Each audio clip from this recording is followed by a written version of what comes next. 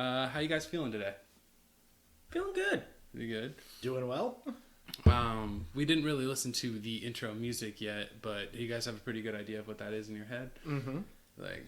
Yeah, and I had it pulled up so we could listen to it for a moment. Oh yeah. Let's do it. Let's do it.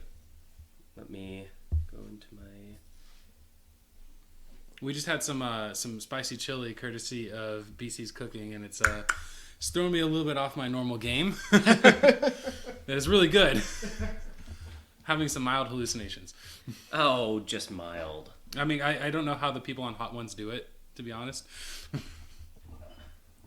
I feel like we can't use any of this. Hi, I'm John, and I'm a gamer. Hi, John! Gaming has come a long way over the last several decades. The debate on whether the medium is art has largely ended with a very conclusive yes, and around the world we're finally seeing people treat it with more of the respect that it deserves. With that in mind, and because I'm just as much of a game talker as I am a game player, I went around to all my gamer buddies to enlist their help in discussing games as art. So, if you love gaming as much as I do, then join us. Trust me, you're among friends. Listen in as we discuss the themes, gameplay, and whatever else comes to mind. It's like a book club, but gaming. Today's topic: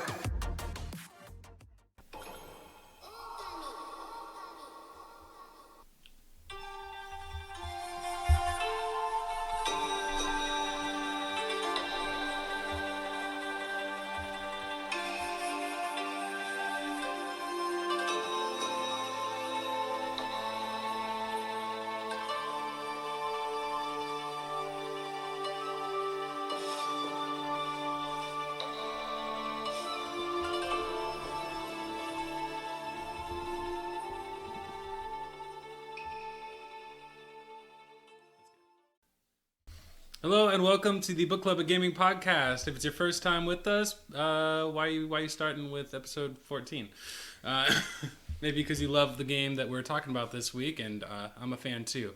My name is John. I'm your host, and with me today are BC. Hello. And Adrien. Hi there.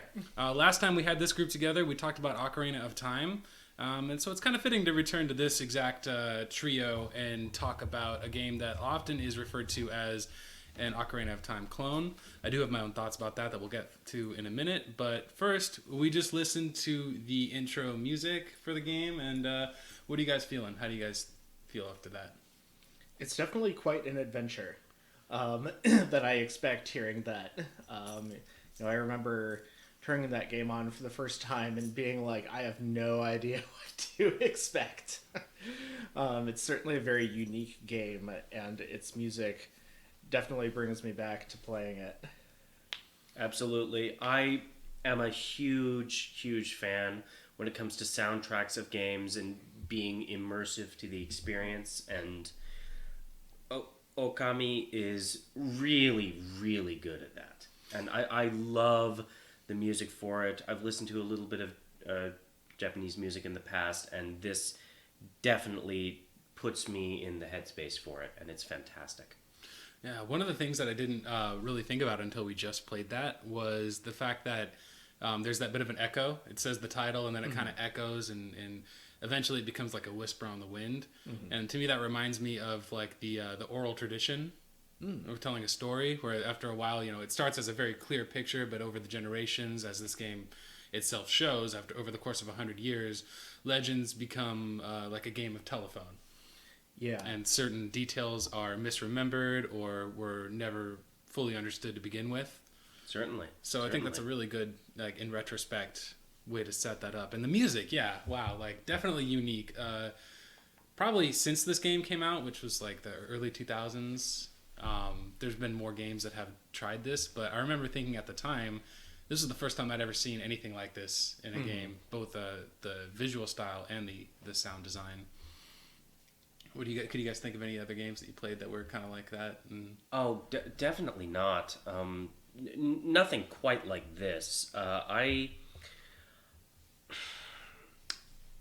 think the only one that's anything similar is briefly while I was in college, I tried to learn a little bit of Japanese, And at the time, there was a game that was on sale in one of the Steam sales, and it was intended to help you learn Japanese, specifically their hiragana, which is One of the writing languages. yeah, one of the writing systems that alphabets. yeah, it's the more I'm lacking the word for it right this second, but it is more based on pronunciation, where there's specific characters for specific sounds in the language. Correct. And it's supposed to help teach you Japanese that way, where you're learning each character and eventually you're learning to put more sentences together and more phrases and all of that. That is the only game that I can come up with anything similar to this art style or this music or anything like that. Do you remember the name of it? It's something along the lines of Hiragana Battle. Oh. Yeah, very topical.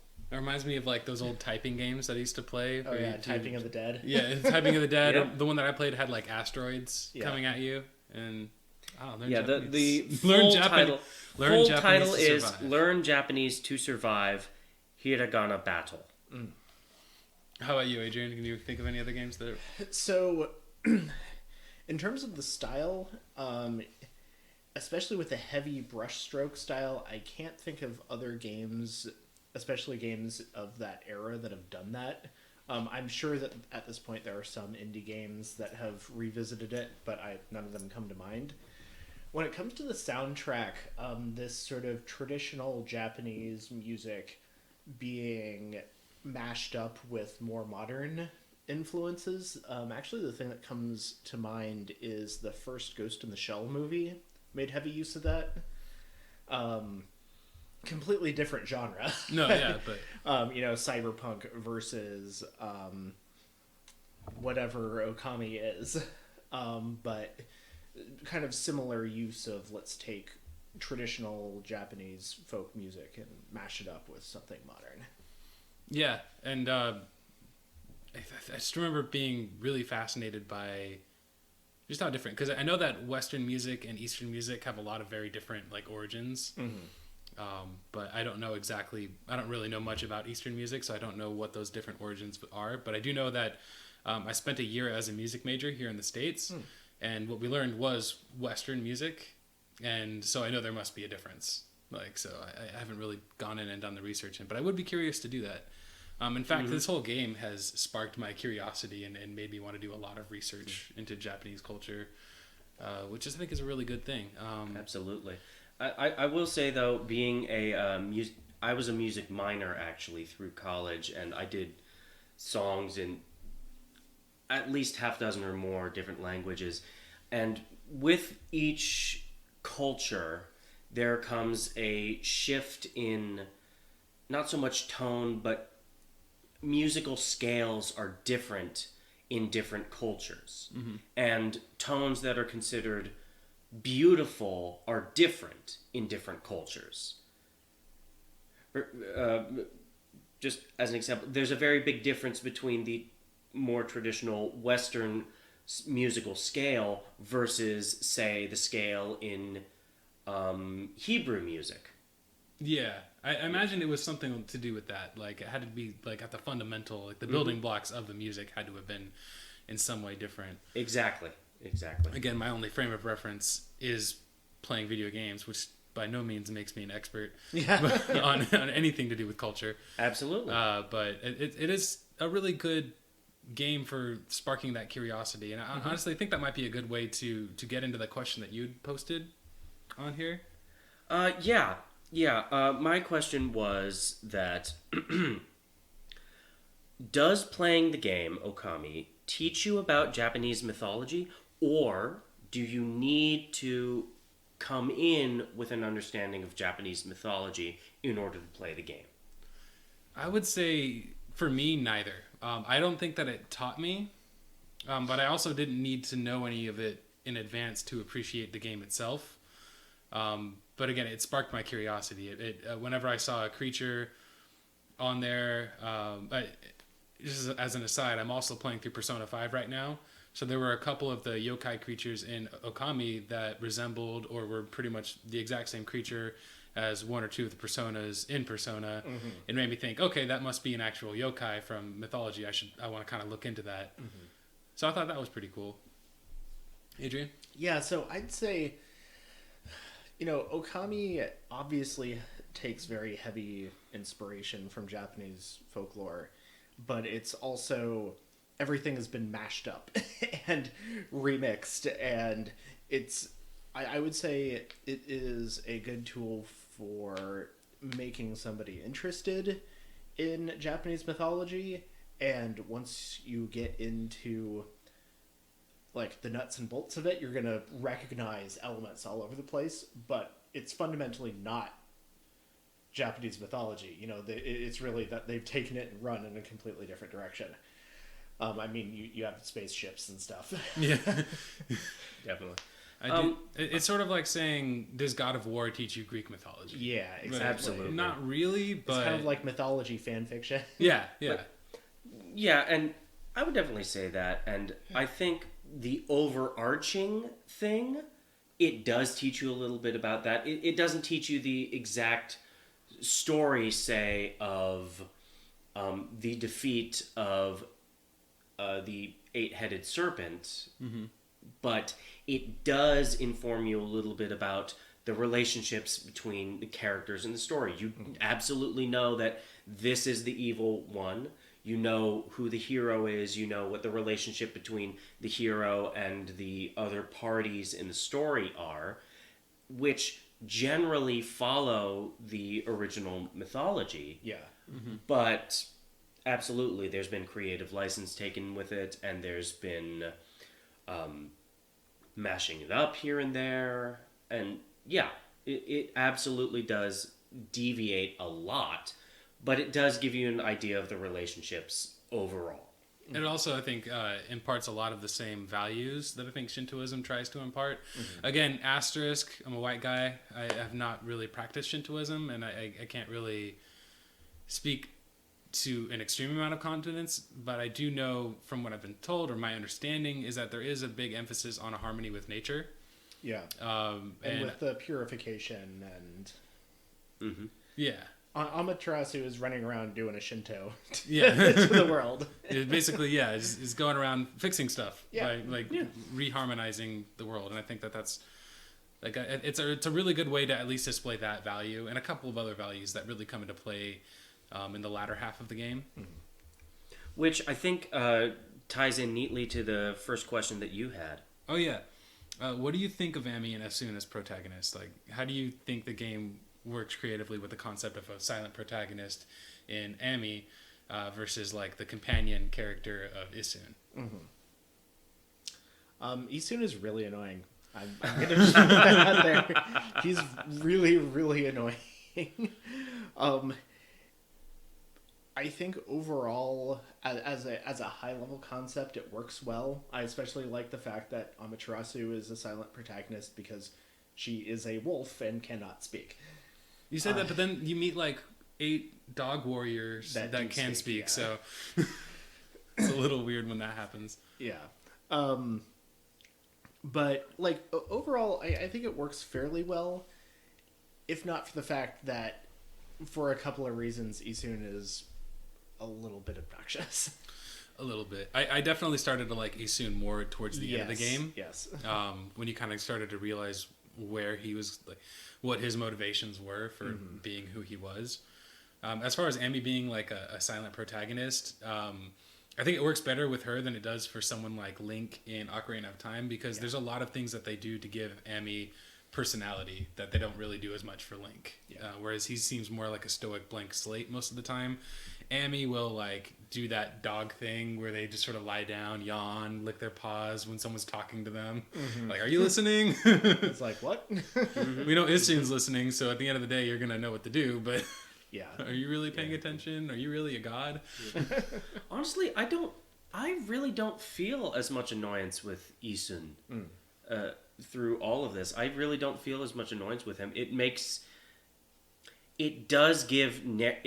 narrative sense to have a companion character that does all the talking for them, and the player character does all of the fighting and all of the action, but at the same time,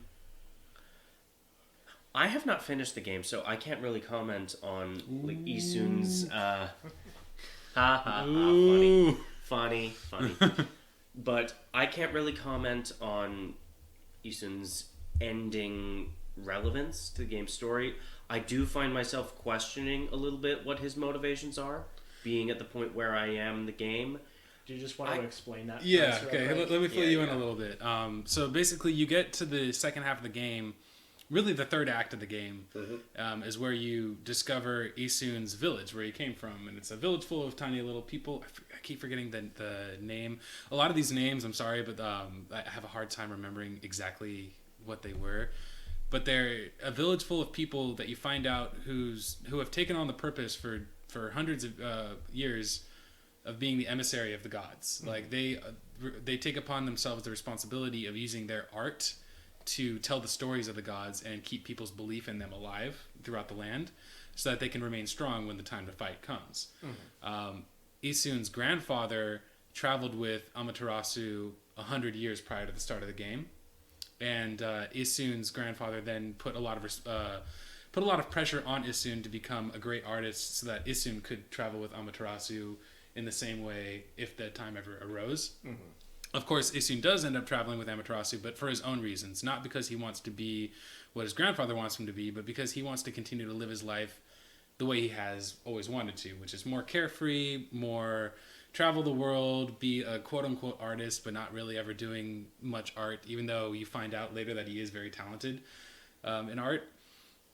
And that ties really well into, I think, some of like what I want to talk in a little bit about the game's themes.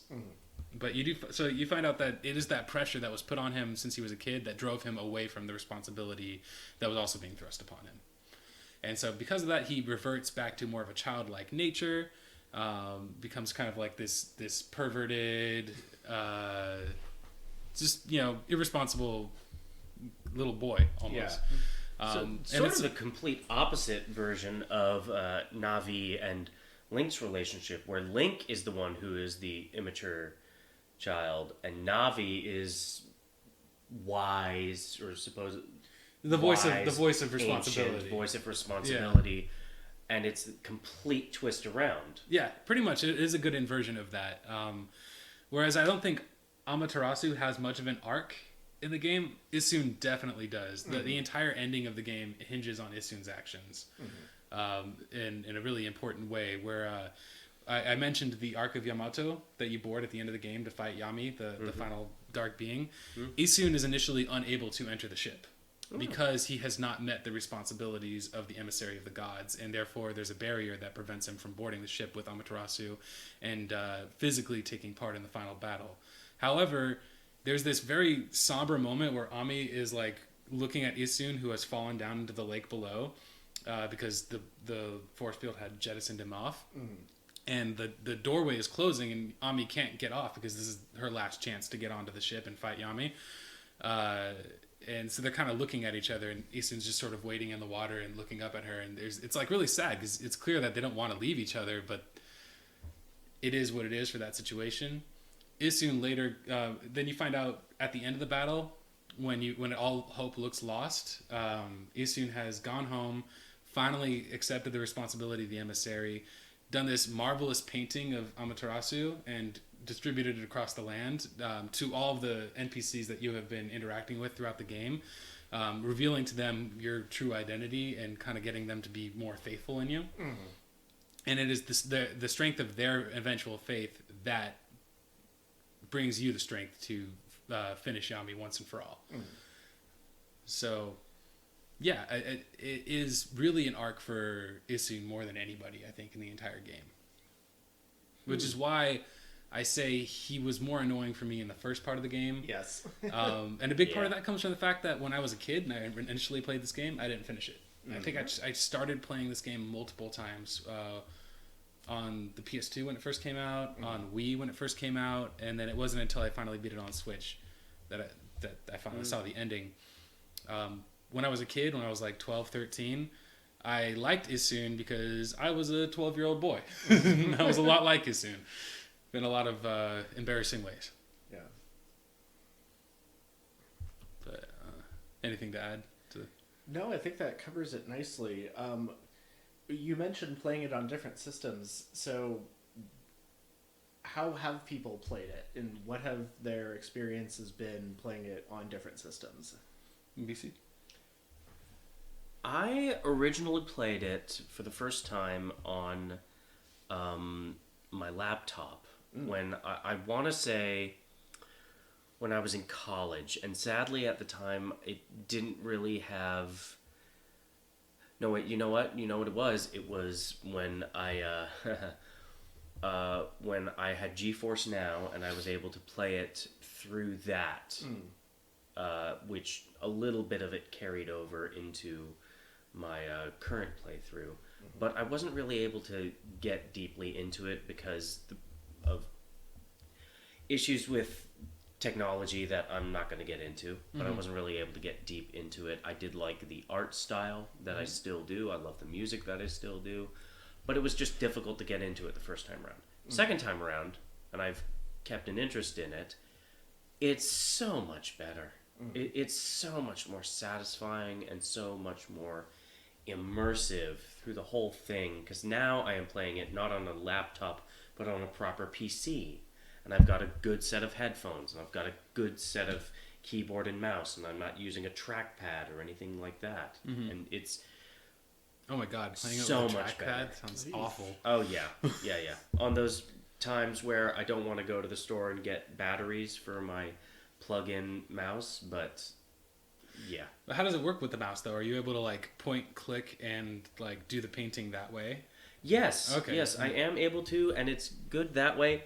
I will say, playing on PC, the one thing I do get frustrated with is there's a trigger for jumping or dodging as an action that is right next to the button to control the brush.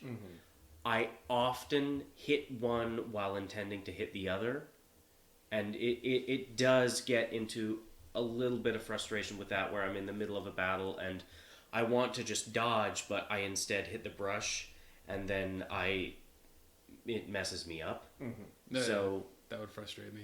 yeah, so that is really my only qualm with the gameplay itself, is the fact that those two button triggers, the way they set it up for a keyboard, are so close together, it's easy to hit them unintentionally. Specifically on a keyboard for a PC, though. I imagine it would be different on a Mac keyboard because they have a different placement for a specific button. You don't really use the space bar much through the game. No. Okay.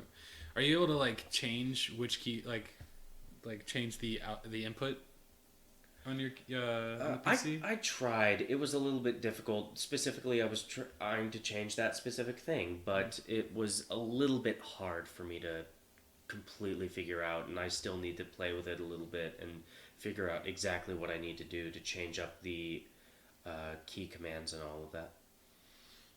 Okay. How about you, Adrien? How did you play? So I played on the Wii. Okay. I understand that the drawing and the Wiimote seem like they go together really well. But I think the controls were actually one of the biggest things that was preventing me from like getting through the game in many cases. The drawing controls were finicky at best. The fact that your attack controls were from shaking the Wiimote was awful. Oh god, I forgot about that. Yeah, like the best way to do it, I mean, it definitely is really hard on your wrists. Like really, really hard on your wrists. They really wanted to have a point to the Wiimote. Yeah. Like in every game, they were like, "Oh, how do we make the Wii? Let's shake it." Yeah. That's how you attack. Yeah, I remember basically all of the swords in the Wii version, the sword weapons were pretty much unusable, just because of how wonky the controls were. You really had to use the beads because they were the only thing that worked most of the time, and that was kind of unfortunate. Yeah, I mean, I don't understand how the swinging could work for like a charge Because the swords, the glaives, you can charge the attacks for. I don't know how you do that with a swinging mechanic. I have no earthly idea how they intended you to do that. So I did. It didn't work. It just didn't work. Is the answer. I did play it on the Wii. I didn't remember any of that because it was so long ago. I did play it on the PS2. I remember very specifically being somewhat impressed by how well the brushwork, the brush techniques worked on the PS2, but it still didn't feel like as good as they wanted it to be. I was like, wow, they got pretty close, but not all the way there. Whew, boy. Yeah, I mean, especially, I think probably the most frustrating times is when you basically have quick time events with using brush techniques, and if you mess up, you have to start the whole thing over again. Yeah, it can be maddening at some points where it's like, you know, some of those long sequences where you have to do like multiple slashes for Susanoo, and it's like, oh my god, it's like 7 or 8 slashes in a row, and it doesn't always properly register the slash technique. So here's where I think the Switch version becomes the most optimal way to play the game, especially in handheld mode. Okay. Now, a lot of people, I play my Switch in handheld mode probably 95% of the time. Oh, interesting. It's very rare that I actually dock it up because I like to just be chilling. Usually I'll be playing it at work on my lunch break or whatever. But for here, I think it was the most optimal way because the touchscreen mechanics work really, really well. Yeah. You don't even have to hold the draw button to make them work. So that's cool. Say you're in the middle of a battle and you just want to slash an enemy real quick. You just, if you're holding it onto your lap, you just take your right hand or left hand or whatever and draw the quick line real quick, and suddenly you're slashing. Or you can draw your bomb real quick, do your whirlwinds. It definitely cut down on a lot of the pace breaking aspects of doing the button only controls for drawing. Yeah. That being said, there were occasions where I would prefer to use the button only, specifically if I'm trying to draw any kind of a line between, say, a source of water and a fire, or trying to use any of the elemental brush techniques. You do want a little bit more precision than I think touching with your finger can provide. Yeah, I also had a lot of issues actually learning a lot of the brush techniques where it's like you have the constellation. It was super unclear where you're supposed to put the dots. There was one that was like the nine-tailed at the end of the second arc, and I thought it really wanted 9 spots, and I'm like, there's only like 6 lines. Yeah, in some cases as well where it's like not clear, and Isun keeps berating you. That's the worst part. Yeah. I saw one of my friends trying to start playing this game literally break down in tears after an hour of trying to get one of the constellations right. Right. Just from it being so frustrating. Yeah. And it's... This is one of the reasons I find Isun so annoying, is that they just have to... Like, he just has to keep giving you crap, and eventually, like, it starts being this thing. And he'll tell you, like I know what I'm supposed to do functionally, I just don't know how to do it. Yeah, absolutely. The comparison I would make is to one of the really, really old Harry Potter games, where, like, there's an old Harry Potter game that's based like on... super old, like, PS2 one, or PS1 ones. Yeah, before that, I played it on a computer where they're teaching you how to do specific spells, and the way they teach you to do it is you have to draw it on the screen. Now, I played it on a computer. I will say, I love being able to do the brush techniques with a mouse. I've just got so much more control and fine-tuning of it all that way. I love it. What I wish they did was... like they did in that old Harry Potter game, where they teach you how to do it by doing like a shadow or a highlight type thing on the screen, and you just have to follow the thing in order to learn how to do it. They do that. Yeah, they do that a few times, but with a lot of brush techniques, it's all just spoken out and not actually shown on the screen how to do it. For example, the one that I got not too long ago was the Divine Wind. And all it says is to follow the same shape as the wind that you saw before, as the dark winds that you saw before. And I assume what they mean is like, go like this and do a loop-de-loop and continue. That is what they meant. yes, that is what they meant. If you don't realize that all from the beginning, it can be incredibly frustrating. Oh yeah. See, And I had to take another one that I got was the moon. I tried drawing. Okay, draw a crescent. Draw a crescent. I'm drawing the crescent. Why won't you register me drawing the crescent? You want me to do it that specific way. So, okay. In that specific direction. Ooh. So the wind, I don't take an issue with. I think that it's good that they didn't hold your hand too much. You should be able to figure it out. It took me over an hour. It took you okay. Well, They had it didn't- 3 different ways of drawing the wind when you were just doing it in the game before you actually got the brush skill. Well, I don't know. I thought it worked pretty well for me. When I was playing it with my friends, we thought we were supposed to do a spiral and just yeah. Nope. It's funny. So when I did it on the HD version, I think once or twice I did do a spiral and it still worked. Maybe they updated that. Maybe. Actually, I wasn't even trying to do the wind. I was trying to do make either a lily pad or a bomb, and accidentally did more of a spiral and it did the wind. But the one that I do agree with you guys on was the moon. Yeah. But even then, it only took me like a few tries. I was going from bottom to top. Oh, it's And like, it was not registering, and then it finally went top to bottom, and I was like, okay, all right, fine. See, for me it was I'm doing it on the opposite side because me being me, the moon can be crescent in 2 different directions, but they specifically wanted it to be with the dark part to the left and the bright crescent of the moon to the right. I think that, it is, I guess, a little bit of a missed opportunity that they didn't make it work both ways. But if they were going to make it work one way or the other, I think the way that they did make it work makes sense when you take into account most people are right-handed. I think that you're more inclined to do a crescent that way. See, for me it's the exact opposite. I'm more inclined to do a crescent that way. Okay. Maybe I'm projecting. Where the outside of the curve is to the left. I'm much more, I don't know why, I find it much more fluid to do it that way. On the subject of there being like really rough techniques, like techniques that are just kind of hard to break out, did you guys ever dabble in any of like the hidden techniques that there are? I probably haven't got. those I probably have not gotten far enough in the game. Maybe not. There's a couple that you could have unlocked in the first act, but most of them are just more powerful versions of techniques that you already have. Like the power slash, there's 2 upgrades to it that make it able to cut through tougher materials later on, like those onyx clumps of rocks that are hiding like clovers or whatever. Yeah, I remember those. Then there's other, like the elemental ones. The Gale, the Divine Wind, has one that can summon a tornado around you. You have to unlock that one too. Most of these have little side quests that you have to do first, and then once you complete the side quest, you can pay to unlock the higher version of the technique. And most of them are more for battle than anything else. Yeah.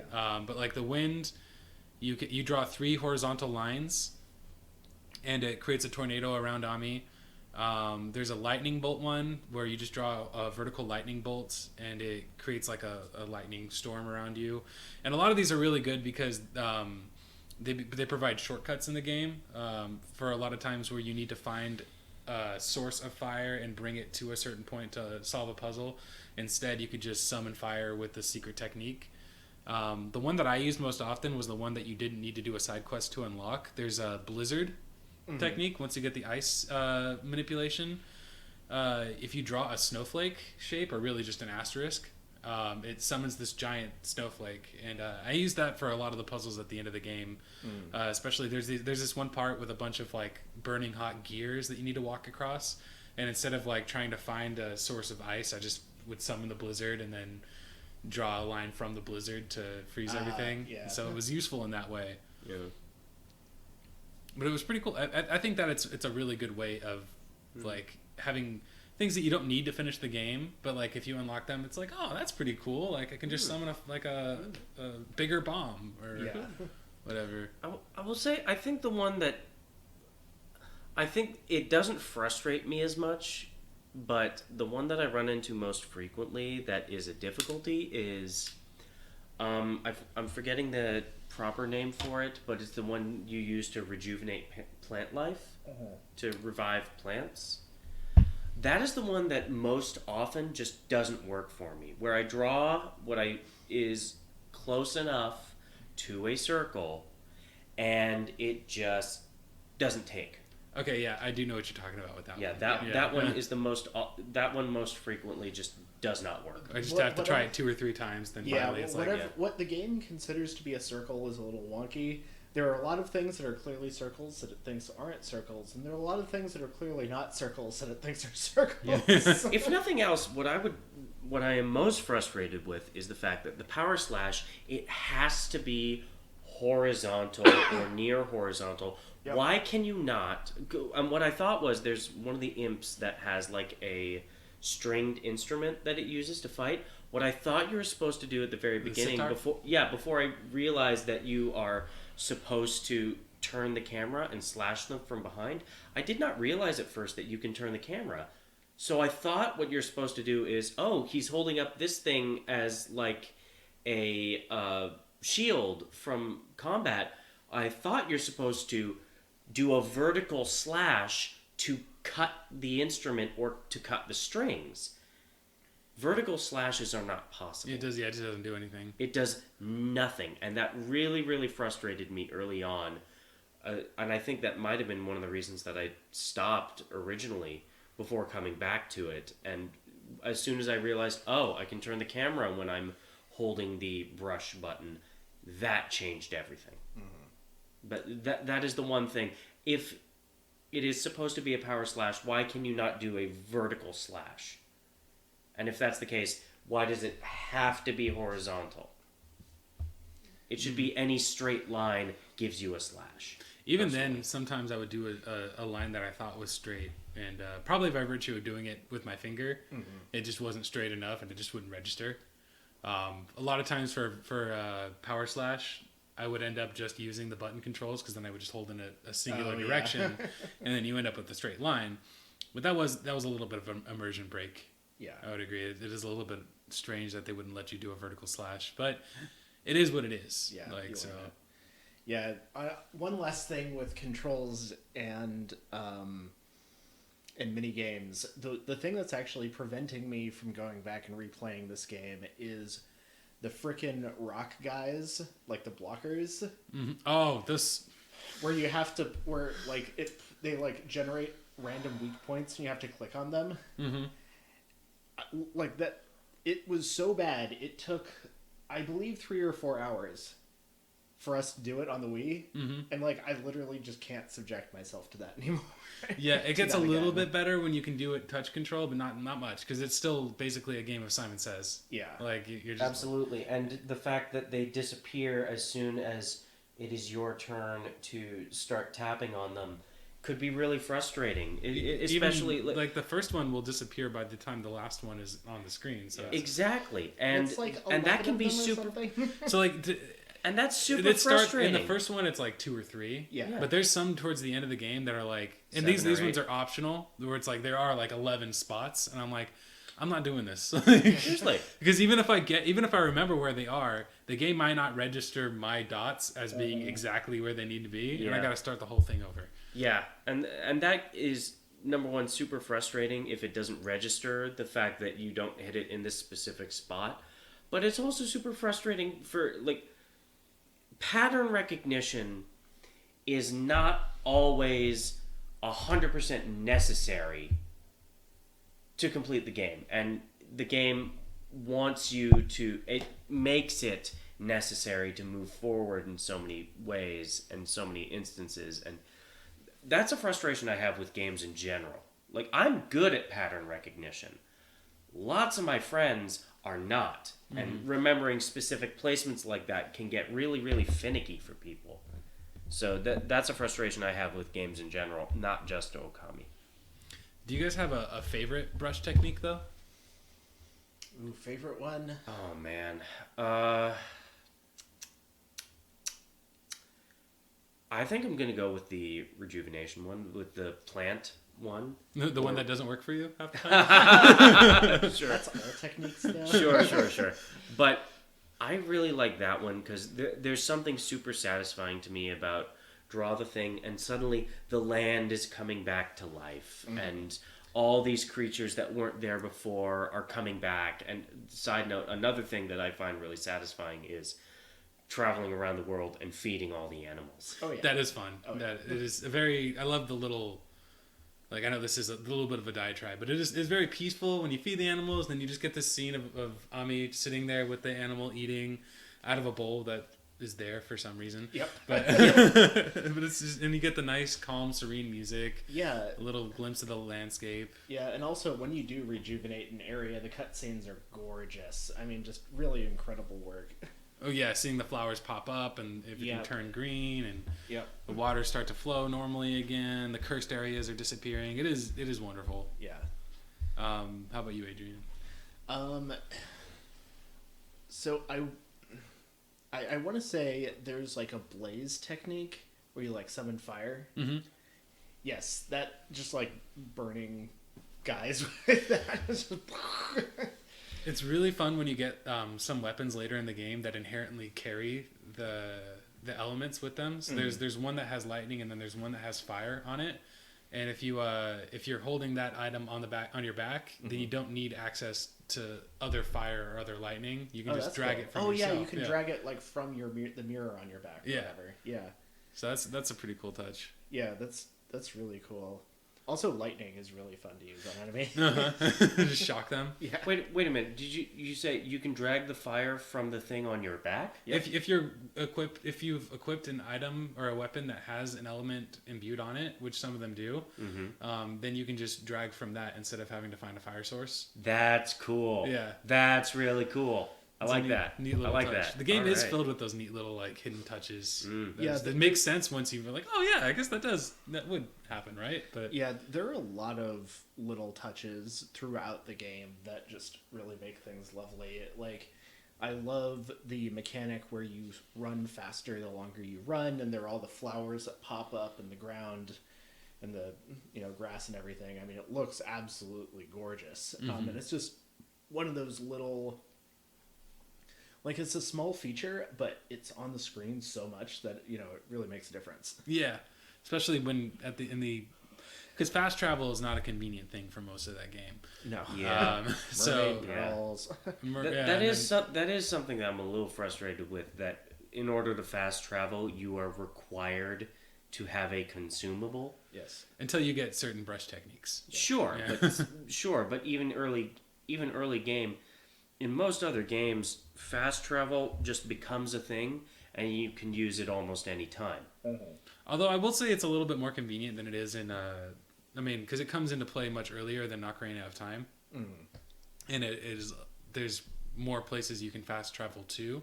The benefit in Ocarina though is that you can fast travel from anywhere. Right. You can be literally anywhere and go to any of these 7 places. Yeah. Yeah. So it is better in that way.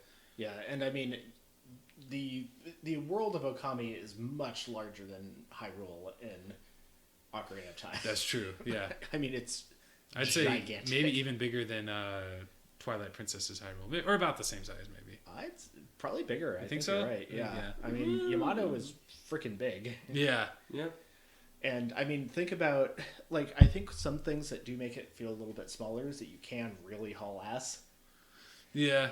But even that first field, I mean, going from your starting town to the exit, that's a solid 2 minutes of running. Yeah, if you know where you're going. If you know where you're going. Yeah. Because you have to go all the way up the cliff and... There's also a guy running around there that you can race, Right. too, which is pretty nice. But we can get into that. Wait, they brought back the racing guy? Yeah, there's a racing guy. You can race him 3 times, I think, throughout Awesome. the game. For different benefits or rewards. One of them being, I think, not the technique itself, but the avenue to acquire a secret technique for the Celestial Brush. Sounds right. I also got lost a lot in that first field. Oh, yeah. I don't think the map system is as comprehensive as it could be. It's also kind of inconvenient. You have to hit start and hit the R button a couple of times before you even see the map. I wish they had a dedicated map button, or if they do, I wish I knew what it was. Right. There is a dedicated map button on the PC version. The sad part is that it only shows you the immediate map. You still have to go into the other menu thing and go to the map in order to see the full map of Nippon. Oh, yeah. Okay. Maybe I just didn't know what the there probably is one on the other versions of it too. It wasn't in the Wii. It wasn't in the Wii? Well, Nope. the Wii only has so many buttons on the... we'll get to that one, Yeah. but I do want to talk first, going back to that detail about the plant life springing up behind you. Yeah. What's really cool about the third act, I know you didn't get this far, BC, but it takes place in sort of a snowy mountain. Mm-hmm. And instead of flowers, it's like these weird icicles or like ice effects that pop up behind you. Oh, And that's pretty. cute. It's pretty cool, yeah. Cute. And then as far as brush techniques go, I'm split. I really love the bomb technique. And it's funny, you mentioned Harry Potter earlier and learning the spells through learning the patterns on the PC. Yep. The brush technique for the bomb reminds me of the Wingardium Leviosa from the movies, because it's like the swish and then the flick at the top. Yeah. And it looks, and when you're doing it with your finger, or I guess maybe the Wiimote, but it's probably a little less accurate. It's just like swish, flick, bomb. Yeah, it feels pretty good. I don't want this to be entirely me complaining about the controls, but We've all got I think we all played in different ways, so we've all got our own gripes with controls. but the bomb was generally pretty good. I think just something about that extra thing, like there's multiple times where I was actually intending to use a different technique, but it was like, nope, it's a bomb. And so you go, oh yeah, I guess I can kind of see that. I see. I understand why they did that. Yeah. That one's on me. Yeah. That one. Yeah, but bombs are great. Using them in combat is hilarious. Oh yeah, so often, especially in the first act of the game, I wasn't even doing normal combat. I was just blowing blowing people up. like, because you can get the Infinity Stones pretty early on and for Yeah. pretty cheap. So you just get one of those and just keep spamming bombs. It's I was one of actually the... going to point something out there, but say your piece. Oh yeah. Oh, so the last, the other technique though that I really enjoyed, aside from the hidden snowflake blizzard technique, was the one. What do you call it? Where you get them drunk? Oh, What? Well, it's not. So it's in the second act of the game. The Oh, drunken okay. sheep. It's like the drunken haze sheep. Yeah, you find them in a bot when you're shrunken down. There's two segments of the game BC later on where you get shrunken down to the size of Isun, Oh. and so you get to actually see what Isun looks like, Yeah. in detail. And he rides on your back. Lovely. It's pretty cool. And you get to actually use him to solve puzzles, like He's his a little sword. samurai. Yeah, he's got a little sword with a brush at the end of it, and Yeah. you can use him to unlock chests and stuff like that. Yeah, that his head is actually Like it's a hat. Yeah. So he's not really an insect. So it was a pretty cool moment. And then later on, when you get to see the whole village, Yeah. that's pretty cool too. But you find one of the celestial techniques inside of a bottle of sake. Or is it sake? I think it's sake, I right? think it is. And then Yeah. you've got the sheep. It's got the two giant sake gourds. He's just completely shit-faced. He's so drunk. That's fantastic. And he teaches you this technique, which it's like the Hazy Mist or something like that. And basically what it does is it gets everybody on screen effectively drunk or intoxicated for a couple of seconds, which makes it easy to sneak past guards in certain areas. Start up a combo in combat. That too. So that one's one of my favorites because it's a pretty easy one to do, and it's also just really fun. Yeah. So the other thought that I had, you mentioned the Infinity Stones. Mm-hmm. The consumables in Okami are like really, really strong. Like probably too strong. Oh, it's never a hard game. No. A friend of mine beat the game. She just farmed exorcism slips, the things that counterattack. Oh, She's yeah. like, look, I love this game. I want to beat it, but like some of the combat is getting a little too deadly for me. I'm just going to basically stat check every fight with exorcism slips.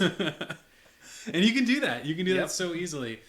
You know the stray beads that Yep. you can collect? There's 99 of them throughout the whole game. Yep. You know what you get for collecting all of them? It makes you invincible. Yeah, you get, for your second playthrough, you get this rosemary Rosary. rosary, but it's not a weapon rosary. It's just a one that you can equip as a holy artifact or divine instrument, and it basically just makes you invincible and gives you unlimited Ink. ink. And it's like, well, you don't even need that. You just spam Infinity Stones. Yeah. I'll be perfectly honest. I haven't used any of them. Ever. I've never used any one of them in combat, and I'm like over 10 hours into the game at this point. I've never used an Infinity Stone. I haven't used any of the other items, except maybe once I might have used a thing to give me health back, and that's basically it. I haven't used any of them. Yeah, it's not a hard game at all. Yeah. They give them to you. I finished it with 0 deaths. Wow. Yeah. It was, honestly, I was surprised too. I was like, really? I didn't die once? But it tells you at the end of the game how many times you died, and it was like 0. I was like, oh, clap. And so the game is broken up into like 3 different arcs, or 3 different acts that are very well defined. What did you guys think? I know you were still kind of working on the end of the first act, so that might have been a bit of a surprise to know that there was. Oh no, I absolutely knew. I got the feeling playing the game that this is the type of situation where whatever's happening in this game, this is not the end of it. This is not the end of the game. I know I'm fighting Orochi or whatever. This is not going to be the end of the game. This cannot possibly be the end. Because up to that point in the first act, I'd only fought like 2 bosses before getting to Orochi. And this is not that type of game where you only fight 2 bosses to the final boss. Mm-hmm. So I knew going in, I can tell that there's going to be more to the story. I just don't know where it goes from there narratively. Right, it's like fighting Zant in Twilight Princess. For me, it came as a bit of a surprise. Like, I remember thinking when I first... Because I did get further than that the first time I played it when I was a teenager. And I was like, wow, that was a short game. It was good, though. It was good. Wonder where those other 5 brush techniques are. Probably hidden somewhere. But then I was like, oh, there's the whole other... That was really just the first act. And the world's really... The story's just beginning now. Yeah, my memory is a little hazy. What's the beginning and the end of the second act? In the beginning of the second act, you... So the first act ends and the second act begins with the festival at Kamui Village. Right. Kamiki Village, sorry. Where you go and you talk to everybody, you kind of finish up everybody's arcs there. You can revisit the village later and see how things are progressing, but there's not much incentive in the main story to do so. But you get to see Susanoo and Kunoshi? Kushi? Something like that. Kushi, that's it. It's Kushi. Susanoo and Kushi get together and like Isun basically has to tell you like, hey, don't you get it? They want to be alone. Which like, points for Isun. Yep. It's like, and you're like, I am a wolf. I do not understand these things. I just want to be around. I am doggo. Please leave me be. Bark I want button. to bark. Bark button. Bark button. Side note, I love that there's just a bark button. It is so great. I love the fact that there's a bark button. That's fantastic. I loved barking at Kushi when she's in a rice field, and then because she'll turn to you and get really excited and come over and like give you attention, and I was like, yes, yes. For me personally, that's cosplaying. That is, if you've ever wanted to know what it's like to be a dog, that's pretty high up there. You just make a sound, and all these women just run over and start petting on you and loving on you. That's the life. It's like the precursor to the honk button in Untitled Goose Game. Yeah. But like instead of annoying people, if I were to come back as an animal after I die, it would probably be as a dog, just for that energy of just. I make one sound, I do one little thing, and everybody around me comes and loves on me. And it's fantastic. I've tried it as a human. It doesn't work. Usually. Sometimes. Very specific crowds. It'll work. But yeah, so the second act ends when... Or the second act begins when you've seen and talked to everybody in the first village, gotten closure on all of their stories, and Isun then tells you, hey, there's still 5 other brush techniques out there.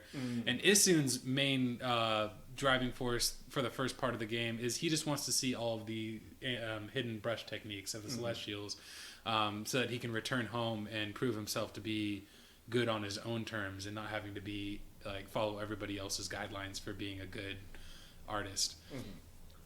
So he's very pushy for you to go and unlock those other techniques, even though it doesn't seem immediately as though there's much reason to. But you do find out as you move forward into the northern coast that there is an evil over that land.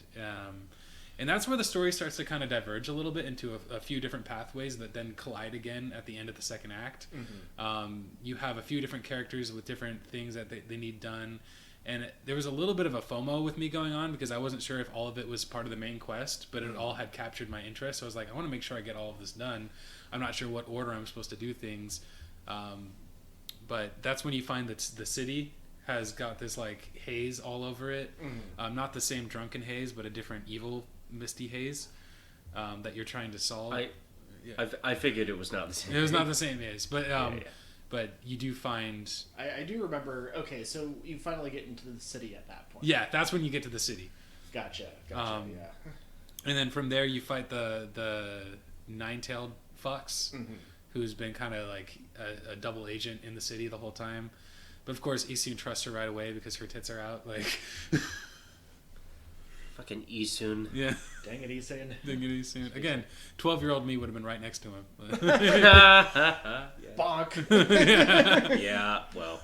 Go to horny jail, I guess. Yep, horny jail. But then you do fight the nine-tailed fox eventually, leaving you with only one celestial technique to learn, which is when you go north. You go to the farthest north that you can go. The far north of Nippon. Yeah, you go to Hokkaido. Hokkaido, yeah. And that's when you find out about the 2 owl yokai. Yeah. Evil spirits, demons. And then the Arc of Yamato, which also sort of like, it's there throughout the third act, but you don't realize that it's going to be like the final boss until pretty much it's happening. So I would say the rest of the game is not as well set up as the Orochi arc. Yeah, I'd agree. But you didn't really get to fight Orochi, did you? Not yet. I haven't yet. It was today that I was going through the cave. I've only just gotten the fire ability, and I'm still missing a couple of the things I need in order to fight Orochi. I would say that out of all the fights, that one is my favorite. It's a pretty great fight. Not only because it's so well built up, but because it really calls upon you to implement all of your techniques that you've developed up to that point in the game. Yeah. The final boss does similar stuff, but I don't think it's as good because you kind of regain. Like the final boss will steal your techniques, and by beating it up, you gain them back one by one. And it's when you gain them back that you're supposed to use this one now. Yeah. Oh, now you're supposed to use this one. It kind of holds your hand a little bit. Yeah, well, against Orochi, it's like, there's a bunch of heads, and you can kind of fight whoever you want. Yeah. You could ignore some of the heads even for most of the battle. Yeah. Yeah. It's definitely a really cool fight, like a pretty great dynamic. And then that's also the fight that you have the most. So you fight Orochi 3 times throughout the game. Yep. You fight him once at the end of the first act. You fight him once in the beginning of the third act. You go back in time through a time gate, and you help your former self fight Orochi. And your former self is a badass. Like, it's like your full power potential. Like you're Super Saiyan 1, and they're Super Saiyan 4. Yeah. So it's pretty neat to see them like, oh wow, cool. And also it's Isun's grandpa is with them. So you get to see them, and that's part of what inspires Isun, I think, in the end. Is actually seeing his granddad in action. Yeah, so like for me, it was a bit of a surprise. I definitely don't think that the latter parts of the game are as well set up as the first part, but I was also happy to see the journey continue because I don't think that the ending. I do think that when you get to the final ending of the game, that is when the game has the most to say. Yes. Like as far as the points that it's trying to make. Yeah. And so it's worth it to get to for that reason. And there are a lot of like little, even if the overall grander story isn't as good as the first part of it, there's a lot of sub stories, the little characters that you meet along the way, which I think are the real meat and potatoes of the game. Yeah, I mean, like we mentioned the capital, which is just a phenomenal area to play around in. Tons of mini games, tons of side quests. Yeah, just a cool area to mess around in, just in general. Lots of interesting characters. Mm-hmm. The palace is really cool. Yeah. And that's one of the first times I was like, oh, there's a little shortcut, because there are shortcuts throughout the game, but there's a shortcut from the palace to the islands. Like, like, oh, cool. You get to feel for, in the same way as with Ocarina of Time, you can be like, oh, I can go from the Lost Woods directly to Zora's Domain or the Goron Village. Yep. It's like a neat little world building touch. Yeah. On that note, do you guys have any favorite or least favorite NPCs? I will go later, I think, on this one. Let's see. The one that comes to mind immediately is Mr. Bamboo. As a favorite? Yeah. Why? It's just so weird. I mean, to be fair, that covers a lot of NPCs. Yeah, they're all pretty out there. Yeah. No, actually, I have to revise. I think it's got to be the, like, princess who just goes to space. Yeah. Well, they're connected. So. Yeah, they are connected. That came out of nowhere. It's just like, no big deal. It's just a bamboo spaceship. Made of steel. It's like...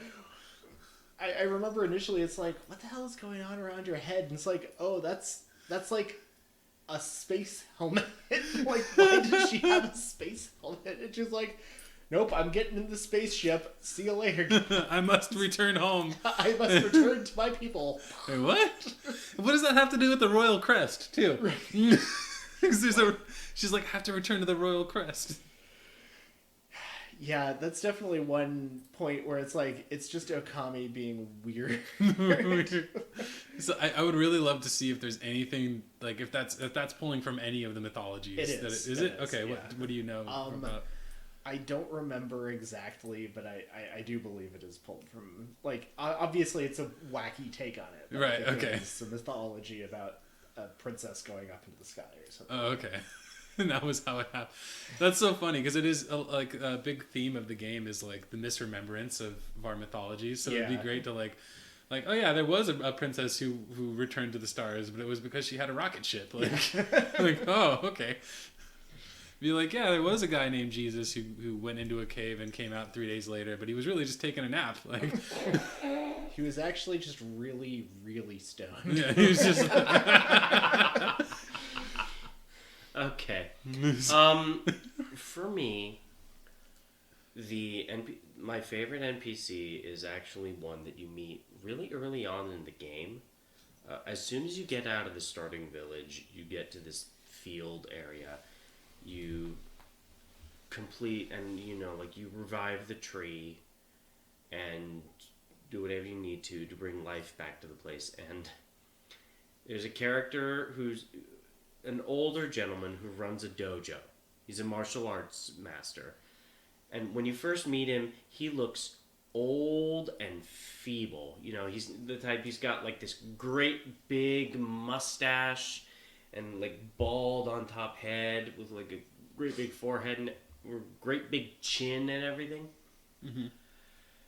He's actually really badass because as soon as you decide, yes, I want to learn from you, his face inverts. He does a henshin.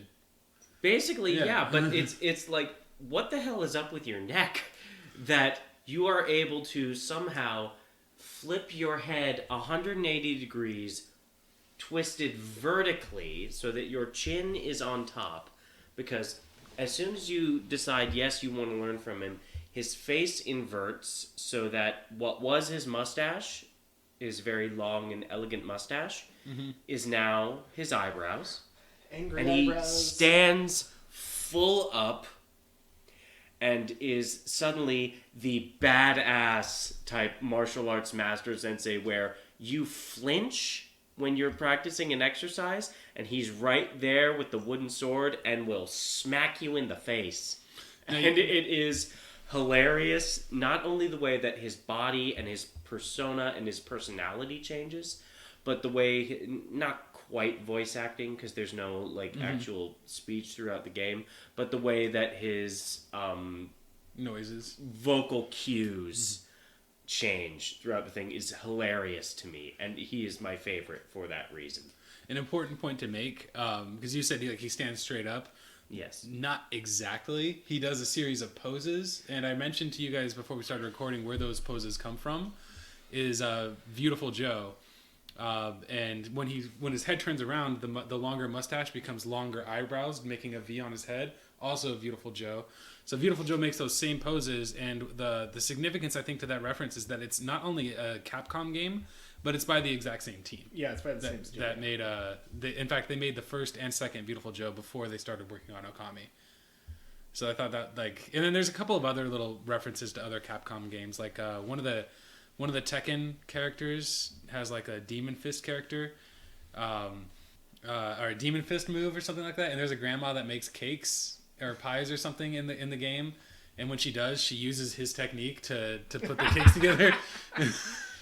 This is so good. I love it. Any least favorite characters? Susano. Susano. Susano. Honestly, it's Susano.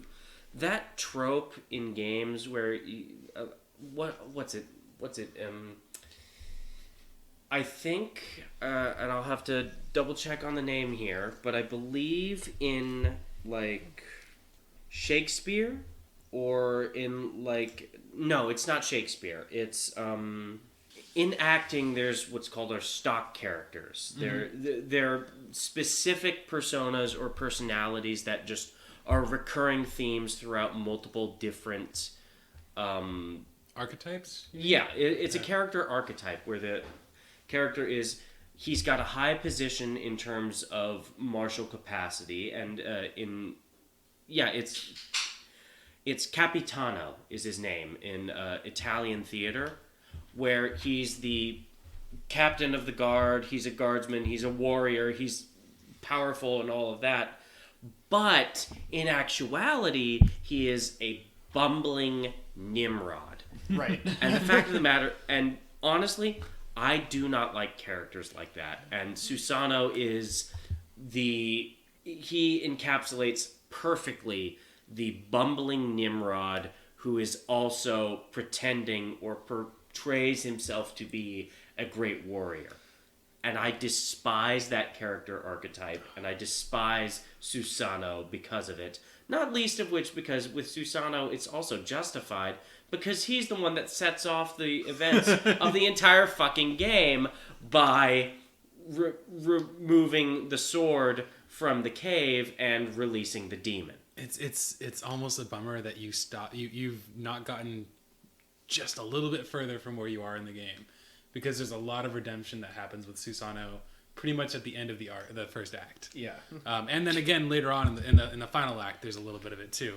Yeah. But you do find out in the final act that Susano's actions at the start of the game, while definitely a certain high level of dumbassery, were also meant to happen. It was because Yami was never defeated in the 100 years ago prior to the start of the game, and Yami needed to be defeated eventually. Evil needed to be done away with for good, and that wouldn't have happened if Orochi was left to rest indefinitely. Yeah. So all of that stuff would have happened, and it probably would have been way worse if Yami had reached full strength. So, but he does come back and help you defeat Orochi in the end. Yeah.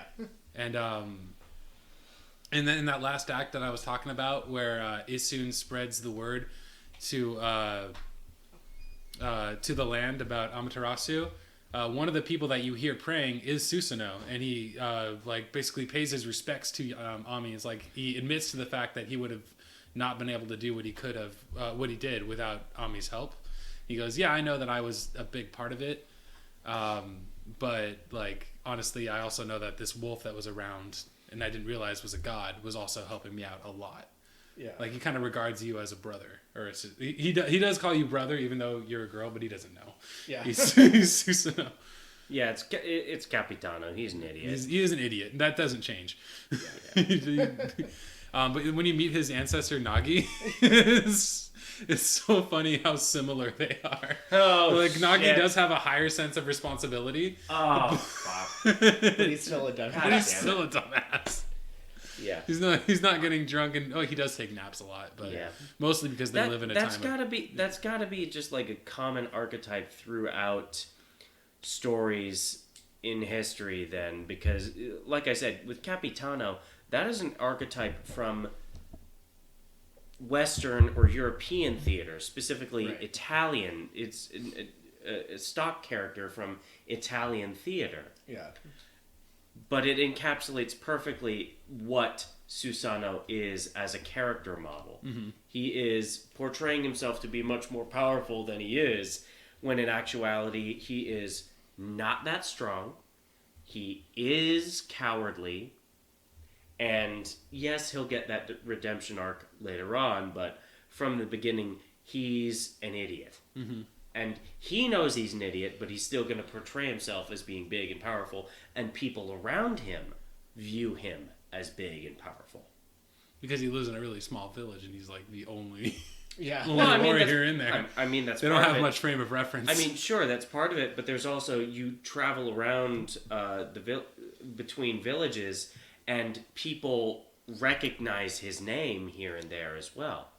Oh, that's true, yeah. Mostly because of the fact that he calls himself the descendant of Nagi, and they recognize that name more. Well, by that point, he's also traveling. So you do run into him in a couple of the villages in the first act of the game. Yeah. And he does make mention of the fact that he's trying to grow as a person. He just doesn't know how to do it. But yeah, I could see why he would be he definitely annoyed me early on. I was Yeah. like, come on, dude, get your act together. Yeah, get your shit together, man.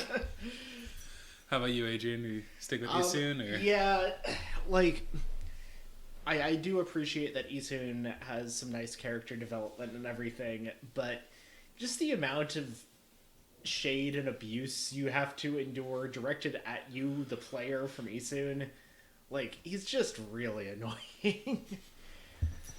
It's to me, it was a refreshing alternative to the already annoying archetype of that helper character like Navi or Fee and Skyward listen! Yeah, all that, like it.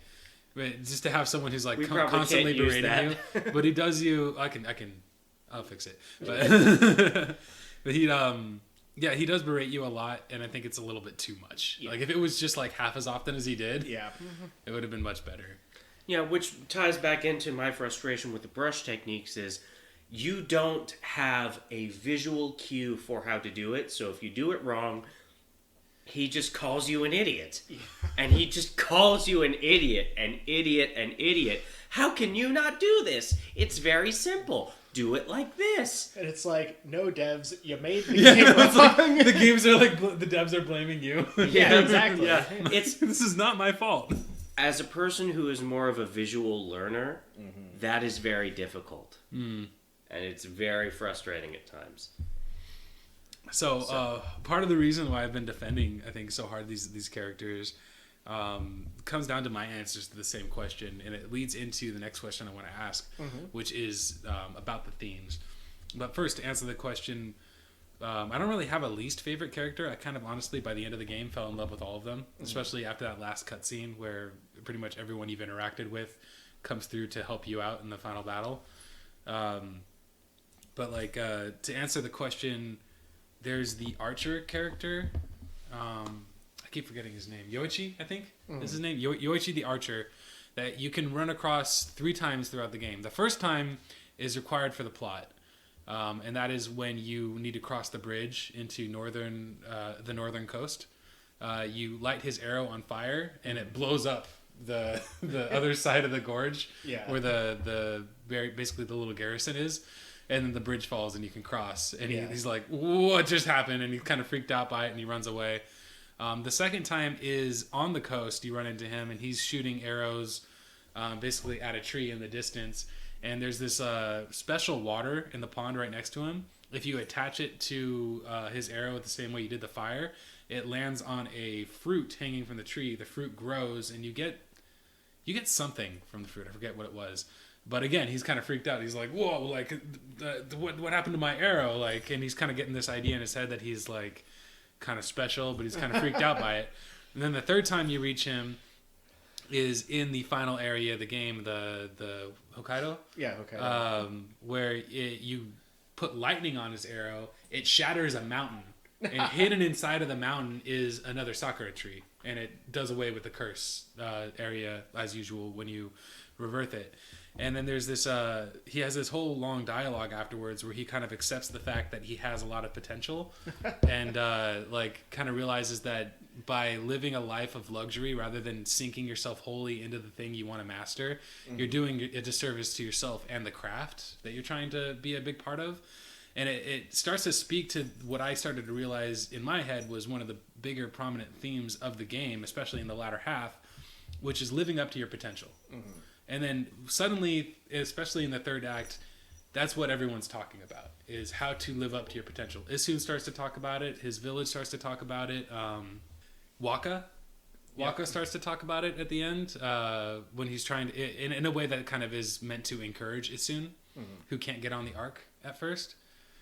To me, that is not the only theme that I saw popping up, but it was the theme that spoke to me the most, because I am somebody who spent a lot of his life not really living up to his potential, and not to say that I have the potential to be truly great, but I wasn't putting my greatest effort in, which, as Waka says later on in the game, is the point. He goes, when you're trying to sink yourself fully into the thing that you want to master, whether you fail or succeed doesn't matter. The important part is the journey of trying. And to me, that really spoke out to me. And so what I want to ask is, what do you guys think are some themes that really spoke out to you from the game?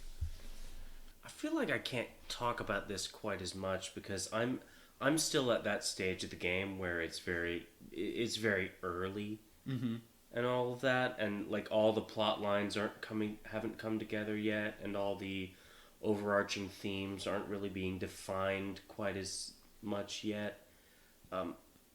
I would say there is a theme, and I hope you'll agree through the whole game, that there is the emphasis on less harmony with nature and more about being respectful of nature and keeping nature and the natural world in mind as you go through your own journey. Which, growing up in Western culture, that is less and less emphasized. But in this game, throughout the entire game, in order to advance, in order to get more powerful, in order to gain more ink wells, in order to gain more health, in order to acquire more money, and do all of that stuff, you are required to heal the world around you. And garner praise. Yeah. And I think that aspect of like giving back on your journey forward and keeping in mind that your journey is not the most important thing in the world around you. That yes, you are the main character of your own story, but keep in mind there's other people who are the characters of their own stories. And your job, in order to be your best self, is not only to do what's best for you, but also to be respectful of the journeys and the worlds and the experiences of those around you. And go through life and give back at the same time as you have good things happening for you. Yeah, I think that's definitely, and again, like you said, you haven't gone past the first act, but I do definitely think that continues way into the game, to the very end of the game. In fact, there's a big speech that Issun gives people about not just relying on the gods to do their job, but to give back and to help the gods, because they might be gods, but that doesn't mean they need to do all the work. If you can help, you should help. Absolutely. Yeah. That was one of the speeches that he gives at the end that really also impacted me. How about you, Adrien? So, I think we mentioned this earlier. The thing that stood out most to me was about, traditions and legends and how they kind of get warped and changed over time. And I like that. I like that point because not only do you have that going on kind of in-game with the Legend of Orochi and the Legend of Nagi, but you also have it, you know, Sorry, there's a cat. There's the cat being a distraction. Sorry. Continue. no worries. But I mean, the game itself is basically that. You know, it's taking Japanese mythology and remixing it and combining it with anime tropes and stuff in order to reach what it has. You know, what the game is. The game story is. You know, in the end, which I think is really cool, and it shows some self-awareness on the part of the writers. Yeah. There's, but maybe not. There's more self-awareness in the part of the writers than there are on the game developers, for sure. Blaming you for their difficult mechanics. Yeah. At the same time, you have to. The writers do play a part in that because they're the ones who give him the dialogue. Mm-hmm.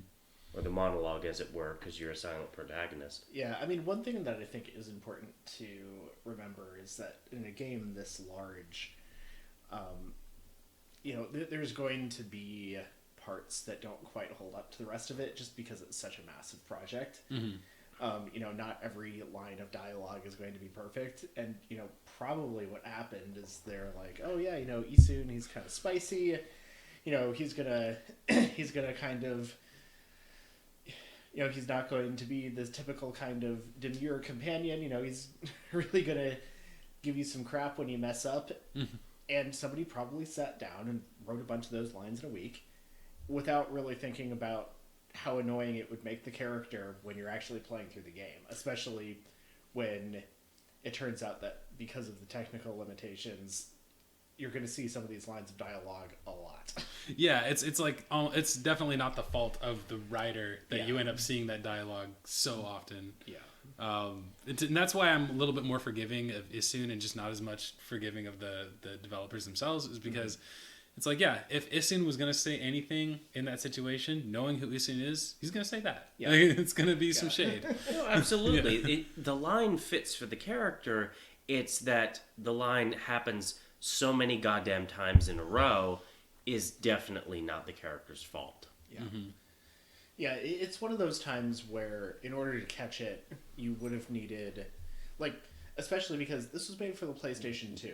They weren't even expecting, you know, they were probably expecting drawing to be significantly easier than it turned out to be on some of the later systems like the Wii. Mm-hmm. And when you port a game, it's probably not even the original team. So at that point, it's like there's really no world where somebody would have been like, oh, this dialogue is really annoying for players. Maybe we should tone it down. Mm-hmm. You know, because in all likelihood, that writer has moved on to other projects years ago. Yeah, that's true.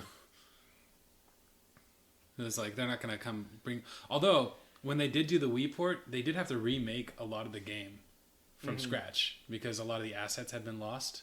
Really? I didn't know that. So like the original developers were able to provide some of the assets again. Interesting. But the people making the Wii port had to recreate some areas from scratch, which is kind of impressive that they were able to recreate it so well. Yeah, yeah.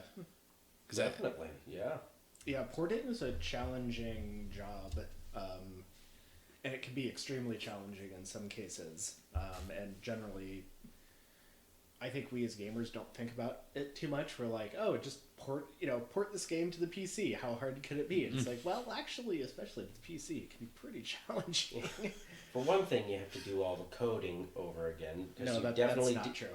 Really? Not true. You don't. I mean, can you use the same lines of code between one system and another? Or is it just like largely yes? There's a lot of caveats, and well, it depends, but largely yes, you can use the same code. Huh. Where do the difficulties lie in then? A lot of the difficulties have to do with the changing hardware. So the code that talks to the hardware specifically can sometimes be vastly different. And also, if you make something that... If you make a game for a console, you have you have set hardware that you're targeting. So if you make a game for a PlayStation 4, say... and then you want to port the game to a PC, all of the assumptions that you made about the PlayStation 4, about like the processor it has, how much RAM it has, all that goes out the window. And sometimes that can lead to a lot of complexity. with PC especially, people have different expectations where it's like, what do you mean you don't have a menu for me to change my resolution and fine-tune the anisotropic filtering? But, if you look at a game for the Switch, it doesn't have any of those options. Because the developers already sat down, figured out the optimal configuration for the Switch, and they don't need a video options panel. But if you want to port your game from console to PC, then you have that complexity. Do you think that's why Nintendo so often, when they're putting their old games onto new systems, they choose to just emulate it, like build an emulator onto the new system that can recreate the old hardware, so to speak? Yeah, and a big thing there is that... So I mentioned that largely you can reuse code. You write the code, and then you compile the code to machine code, basically. The machine code for something like a Nintendo 64 won't run on your PC. It was targeting a different process, targeting a different architecture. I could probably go on like a 30-minute rant about the N64 being kind of a weird system. That'll have to be a bonus episode. That'll have to be a bonus episode. But if you emulate it, you don't have to change the game at all. You already have the ROM, so you basically just rip what was on the cartridge off and then plug it into your emulator, which tells the code you're running on an N64. And it goes, okay, gee whiz, that's great. And then you change the settings of the emulator rather than the settings of the game if you need to like change your screen resolution or something. But yeah, there have been projects to decompile some popular games like Mario 64 and Ocarina of Time. And then they have recompiled them against modern systems. So, for example, you can get now Mario 64 with native, 120 hertz, 1440p resolution without needing to emulate it. Yeah, I've also seen people like do rebuilds of Ocarina of Time and Unreal Engine. Oh yeah, like an Unreal Engine and stuff. Yeah, it's definitely interesting. But if you're doing that, you're basically making another game inspired by the original. Right, it's not the same game anymore because the game... It'd be like saying I rewrote Harry Potter. Right. And it's like, okay, yeah, maybe you got the same story, but if you change any of the dialogue, it's not Harry Potter anymore. It's your version of Harry Potter. Yeah. Yeah. I rewrote Harry Potter, but every single word is different. Every single word is different. With the same bullet points. Yeah. We took the same story outline and made something... And Harry is actually competent in some ways. He's also... which we can get into much later in a different format, but in so many ways if he's supposed to be so smart when it comes to the Muggle world, apparently he's a dumbass when it comes to the wizarding world. Yes. All right. Anyway, back to Okami. Off on a tangent. That was a good tangent. Yeah, we're not going to use that. No, we can use it, but we'll keep we'll bring it back to Okami now. Yeah. Let's see. We were talking about the themes, and I do want to go back a little bit. I think it's very crucial to talk about that section at the end of the game where you do go back to the past. I think it supports a lot of the themes that we just talked about. Of course, what you talked about with like the misremembering of history or legends. What you talked about, the communing with nature, is there too, because you do also get to see. You get to see the goddess of the sakura trees before she becomes the goddess of the sakura trees, when she's still just a sprite. And you get to meet her and talk to her a little bit, and kind of see, you're like, okay, yeah, and that supports that part at the end where you're talking about the gods and goddesses as being not infallible, not like eternal beings that have always been and always will be, and you can just rely upon them. Because she was just a little baby sprite at one point, and she relied upon the Orange Grandpa Orange, Mr. Orange, his ancestor. She relied on him to kind of kickstart the village, and it wasn't until the village was there that she had a reason to become a goddess and protect it. Right. But it also you get to see the ancestors of Susanoo, Mr. Orange, Kushi. Pretty much everybody in the village has a direct counterpart ancestor, and in seeing them, you get a glimpse of the full potential of the characters that they're representing from the present. Yeah. And pretty much it just comes back to like, how do you reach your full potential? Like, what is your potential? Is your potential to become God tier or to try to become God tier? What is that enough? Yeah.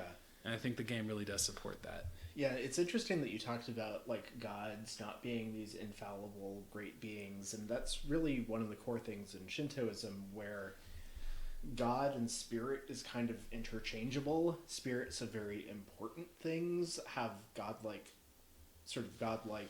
powers and abilities, but in Shintoism there is a spirit of any given stream, of any given rock. And those are gods or spirits. So the idea that as something in the real world waxes or wanes, the god of it also waxes or wanes is important. And, obviously that comes through very strongly. Where it's not until the goddess somewhat of the village, until the village truly thrives, that she becomes a goddess. Mm-hmm. No, damn, I didn't even think of that. Let's see here. Yeah, I feel like, and that idea I think also gets reflected in Western culture too, because in Greek mythology there's a dryad for almost every tree. Bless you. Excuse me. There's a dryad for almost every tree. There's a spirit or a nymph for every like bush, or for every stream, every pond, and all of that. And I do think there's some parallels, if not comparisons, that you can make between the two. Mm-hmm. Mm-hmm. Like there's so many Greek stories that have the hero going off on his journey, and as he's going off on the journey, he's also getting sidetracked by, oh, meet this person. This person can help you in this way, and they'll help you on that. And that gets reflected a lot in Okami as well.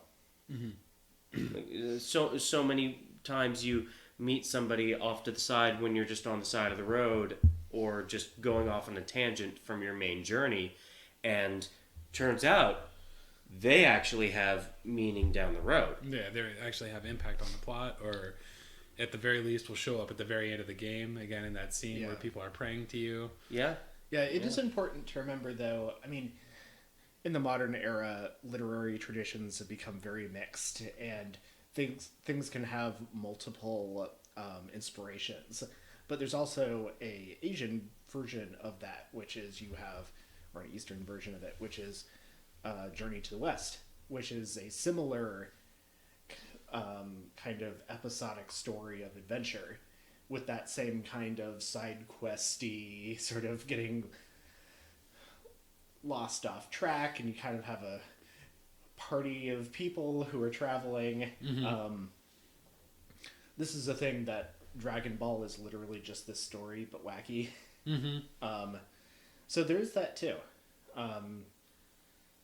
If I had to guess, the writers of Okami were definitely influenced by both of these things. Yeah, it's all over the game. Mm-hmm. Oh, yeah. And, a big part of Okami is these kind of anachronisms. So they're taking modern things and just, kind of wedging them in there awkwardly, but the writing and the art style and the character design make it work somehow. A lot of it is that kind of... They make something fantastic by taking familiar things and wedging them into odd situations. So the way you just phrased that, I do have a question lined up here that I think that's a good leeway into. How do the game's several elements, from art style and story to themes and gameplay, come together to form a cohesive whole?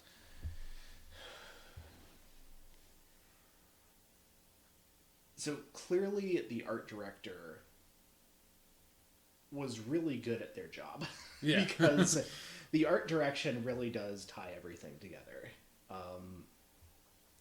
And a lot of it is these wacky character designs, like people wearing oranges on their heads, and Orochi with the big samurai helmets on it. They really took the cartoon style and that brush style and used it to really let their imaginations run wild. And because of that, they got a art style and a story world that they can kind of make anything work in. You know, everything is super fantastical, and they can kind of make it work. Like, yeah, especially the yokai designs. Yeah. Which, when you think of, like, just generally, they're not exactly one-to-one from, like, if you look at any source material, like, which I did end up looking at some, but, like, they're pretty damn close, and they work. They work within the realm of the game, because, again, like, it's also, like, 2.5D, cell-shaded, that brushstroke style. Yeah. Thick black borders that kind of disappear depending on the angle you're looking at. Mm-hmm. Yeah, I think the precise art style, I can't give a name to it. I am not familiar enough with art styles or with art in general to give a name to it. It's the traditional Japanese brush style. Yeah. I don't know the name of it in Japanese. Yeah, in terms of character design, though, especially for the more animal characters and all the animals you meet in the game, I think there's a type of art, I think it's called Choju Giga, is like the shortened form of the name. It's more complicated than that, but that's the shortened form of the name, and it mimics that art style almost perfectly in terms of character designs, in terms of animal designs, world design. Specifically for the yokai, I think it comes up most frequently. It's really, really beautiful. And helpful in that is for certain battles, especially with enemies you're facing for the first time, before the fight actually starts, there will be a more 2D drawing of it and closer representing the traditional art style. Yeah, I think. And then you get to see the interpretation of it in game, and it's like, yeah, okay, I can see that. This is like bringing that into that 2.5D, that 3D space really well. You had mentioned like how everything kind of comes from that art style, though. You might be interested. I don't know. I have a little bit of trivia here. Another bit of trivia. The original tech demo for the game that would eventually become Okami was more of a hyper-realistic wolf. Interesting. Running through a field, and behind it was that same flora thing that you would see in the final game that you were commenting on earlier. They didn't stick with that because the overall gameplay, the designers thought it ended up being kind of boring because they didn't really know what to do with it. You were just a wolf running through nature, and it was kind of cool to look at, but it would have gotten boring after about 5 minutes, if that. And so they went back to the drawing board, started working on a more stylized art, and that's where everything came from. The combat started coming in there because you got to see, it was really fun to watch Amaterasu move in different ways for combat. And then the story started to come from that, and all of the themes. So it is neat to see how like you could have like some kind of an idea of what's going on like in your game. Like, yeah, I kind of want this idea of a wolf running and bringing in nature, but I don't know what else to do with it to make it an actual game and not just a simulator. And just changing the art style, they're like, oh wow, okay, so then maybe this could be Shinto. Like a Shintoism representation. Yeah, I think that also brings up a great point that game development is very much a multidisciplinary field. Yeah. Where you really do need people with creative backgrounds with many different skills coming together, and things like the art can inform the game design. You know, your artists are not just the people that you throw in a closet for 2 years and then say, hey, you've made all the art for a game, right? You know, they're very much part of the process. And having worked in game studios, it is clear when the team is creatively inspired that the game designers work better, because they know, you know, it's like, oh, I can come up with ideas for this boss better because we've seen this awesome, you know, concept art.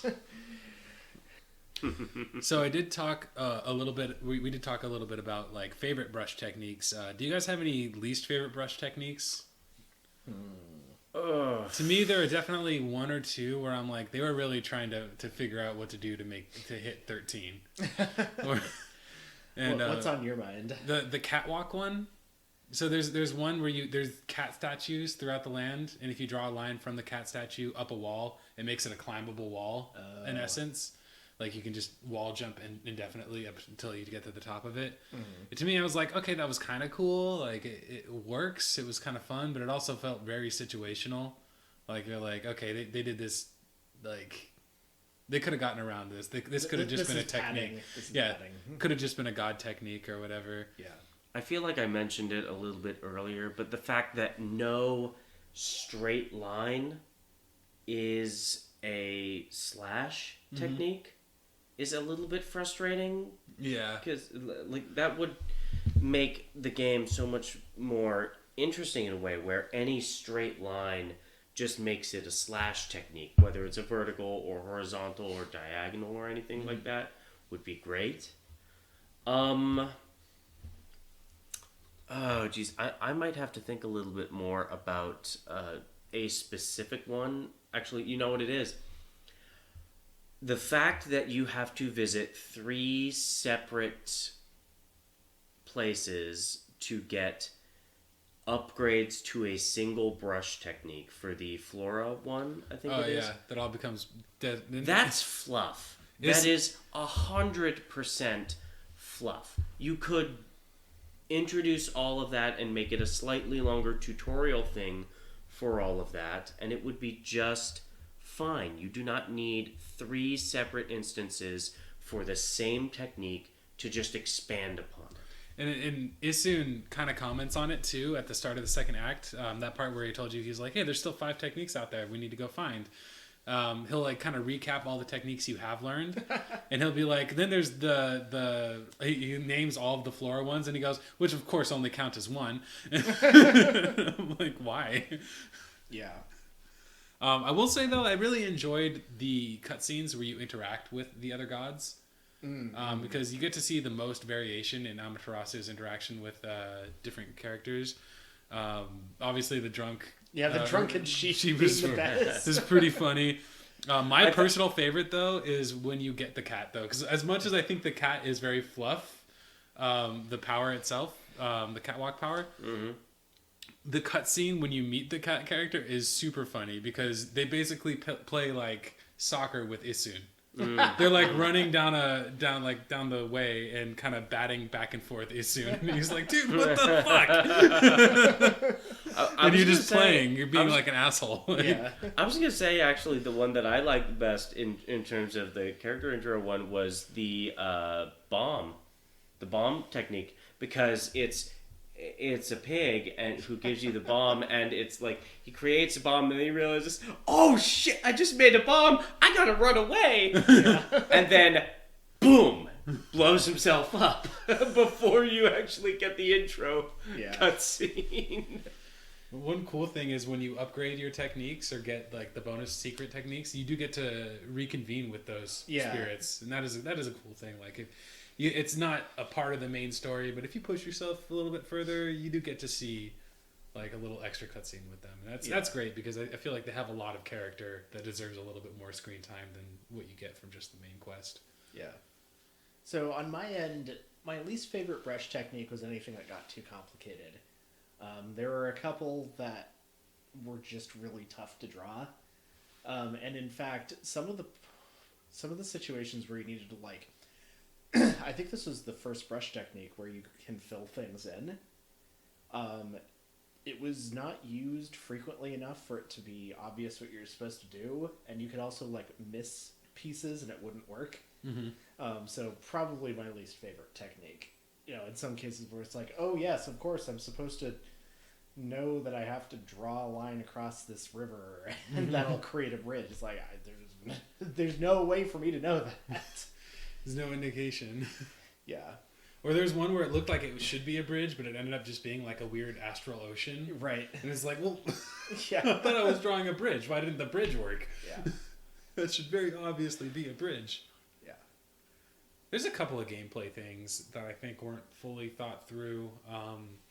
One of them being just the fact that you level up or you gain quote-unquote experience or praise, not through combat, but through other means, it's neat in some ways, but from a gameplay perspective, it kind of makes a lot of the like ordinary battles that you go through feel kind of pointless. Mm-hmm. Like you really don't have to, I did for most of the game just skip scrolls that were just kind of wandering around or run away from them if I accidentally ran into them. I mean, you get money from them, but I got plenty of money. I didn't need any more money. Side note, it is interesting that through the game, the consumables or breakables regenerate so quick. Mm-hmm. Like, I could go around a room in, even still with the first act, by the time I get to the point where I started and I look over, oh my god, those consumables that I broke, like, not even 30 seconds ago, are right back there. Mm-hmm. I might not get anything from them, but they're still right back there.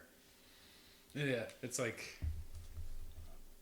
That's kind of like a fault in a lot of like Zelda-style games, I think. You go back to the room you were just in and suddenly all the pots are back. Like, nothing in them, but is there somebody who's just kind of like in each of these temples like, oh, kids damn breaking in all the time. Good thing I have a whole room of these in the back.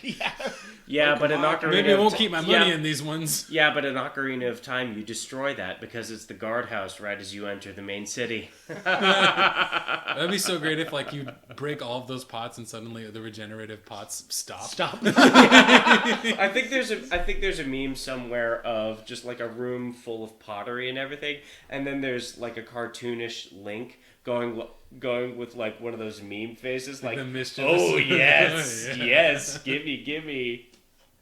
One other gameplay element that I think they really wanted it to be platform, like a lot of platforming in it. Yeah. And I don't think they thought through the platform, or at least I don't think they really knew what to do to make it a good 3D platformer. One example I can think of right away is in most 3D platformers, I think Mario 64 was the one that kind of pioneered this. Mm-hmm. When you make a jump, the camera will kind of shift upward and look down at you so you can see better where you're going to land. Mm-hmm. In Okami, it kind of does the opposite. Yeah. Like, you jump and suddenly it's looking up at you. Yeah. You're like, where am I going to land? And you need to jump if you want to... and it's good for... in areas where you're trying not to fall off of something. Mm-hmm. Any kind of a ledge, you need to jump if you want to go over it. Otherwise, you'll just kind of run into an invisible wall. Yeah. But otherwise, but like in areas where you're really trying to make the most of your jump, that can kind of get in your way. Like you can kind of clip into that invisible wall a little bit as you begin your initial jump, and it can kind of shorten your overall jump. Yeah. Which is kind of frustrating. Yeah, so there were definitely parts of the game where I'm like, if the platforming had been tightened up just a little bit, it might even be my favorite part of the game. Yeah, because I really love like doing a dash, double jump, dash again in the air, and then if there's a distant flower, kind of hitting the brush and hit that and grappling to it, and that's very satisfying when you can pull it off. But there are certain things about the way the game is designed that make it not optimal. Yeah.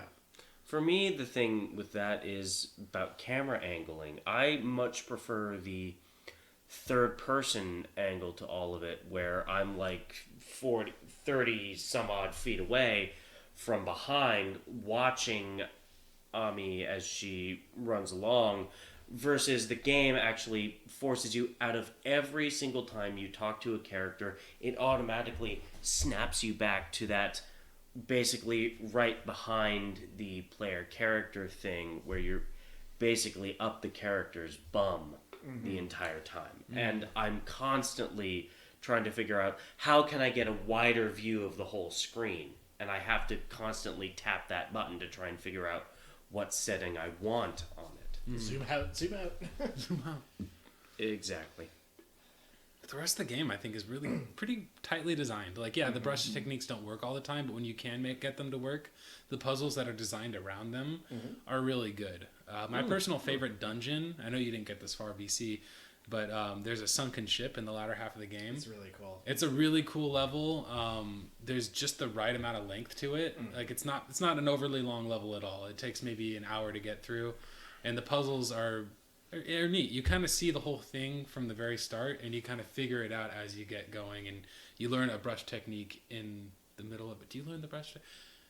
No, I don't think you've learned a brush technique, but there's a part where you can see this guy, Yeah. And if you change it to daytime, Yeah, it raises exactly. the water level. Yeah. And that was really clever. Do you have a favorite, like, dungeon? Nothing comes immediately to mind. It's been a little while. Not really. I mean, the only dungeons I've been to at this point are there's the Moon Cave, which is taking a while. There's the Gale Shrine, I think it's called, something like that, where you get the wind power up or the wind brush technique, and then there's the one much earlier, which is for oh god, what do you do? The one where the spider demon lives.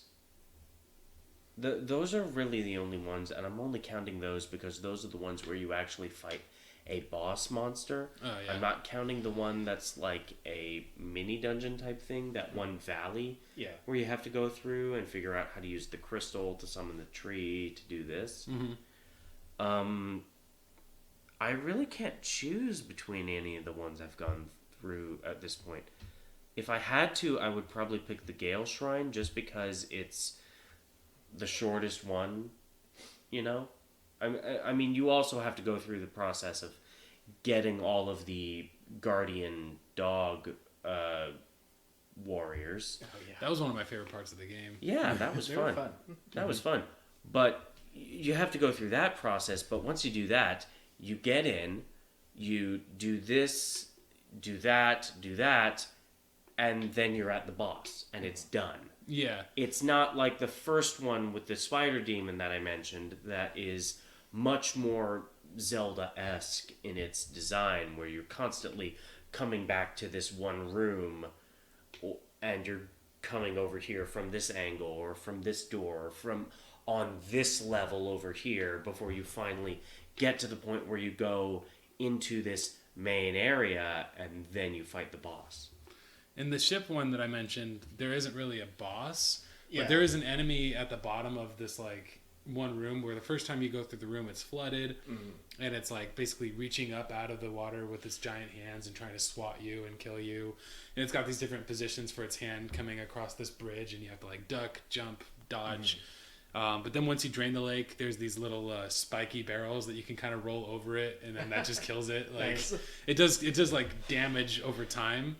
So it's not like you roll it over once and it dies, but you can actually just damage it by continually rolling it over. And that was pretty satisfying. I do think the game shines in the levels where they're not overly long. It's just one or two puzzles, then you get to the end of it and you can move on to the next area. Yeah, what was the dungeon where they're all of like the monkey demons, but they aren't hostile to you, and you've got like the cooks and everything? That would be the Moon Cavern or the Moon Cave Okay. one. Yeah. That's the one I'm going through right now, I where actually really like that. you're actually talking to all of the imps and Yeah. you're helping one of them cook. Yeah, I thought that was really fun. That is a pretty cool one. I really like the fact that they're just like, we just work here. Like, Right. you don't need to beat us up. Yeah, We don't really like our boss either. Yeah. Honestly, our lives would be much easier if you just did away with him. hey, it's a living. It's a living. There's also dungeons in the last part of the game. The ice dungeon, Yeah. when you're going up to fight the two owl bosses. Oh, God, that one was... The dungeon was sick. It was sick, but it was also kind of cumbersome. It took a long time. There was a lot of backtracking. Yeah. And there's like this one tower climb that if you like, it was really cool, really fun if you could get it right. But if you messed up at the very end, you were like, oh, Jesus, this is going to be another 5 minutes to get back to the top. Yeah. There were a lot of points like that in Okami. There wasn't a whole lot of like forgiveness for making mistakes sometimes, where it's like, nope, you fell down. Mm-hmm. That's it. Nope. Start over. Start over. Oh, you screwed up the QuickTime event? Start the whole cutscene over again. Yep. I definitely feel that energy, especially during the fishing instances. You don't like fishing minigames. No, I was like, should I go on this rant? Go for it. So I fucking hate fishing minigames. Every game that they're in, it's like, why? Why is this in the game? It it just makes things worse. Okami's fishing minigame wasn't the worst. I actually kind of like it. It wasn't too bad, but it did not disabuse me of my absolute fury and hatred of fishing minigames. There are parts where you can do it more than the main story requires, and I wouldn't go and do it then. I thought it was fine for the 1 or 2 times that you had to do it, but it wasn't so fun that I would be like, oh yeah, I'm gonna go. How do you do it after that? Maybe that's a thing you find out in like the second or third act, but as far as I'm aware, there is no way to fish other than the story required. You just find different fishermen across the land, usually in the second and third act. One of them is in the third act in Hokkaido. It's the little boy that you find one of the dog warriors with. Yeah. And he has made his way up to Hokkaido and is fishing there because and it kind of feeds into that theme that I really love about Meeting Your Potential, where he's like, no, I kind of want to start exploring the world and proving that I can be a great fisherman. And that starts by going to different places and fishing for different fish. And so I did spend a little bit of time fishing with him, even though I didn't end up getting anything really great out of it. But there's a moment where if you catch a big enough fish with him, after you leave him, he'd be like, whoa, I can't believe I caught a fish that big. And it was kind of cool. I was like, I like seeing him feel that accomplished. Yeah. So yeah, it's not the worst, but it's not the worst. But it's still a fishing mechanic, and it's still like, Don't you like eventually have to like slash the fish when it's out of the water? Yes. Yeah. You have to do the arrow keys in order to tire it out, and then you have to hit a quick time button to get it to jump, and then you have to slash it. Yeah. And then, but I mean, I thought the fact that you drew the line. Why did none of these fishermen think to carry like fishing line? Like they don't have any kind of fishing line at all.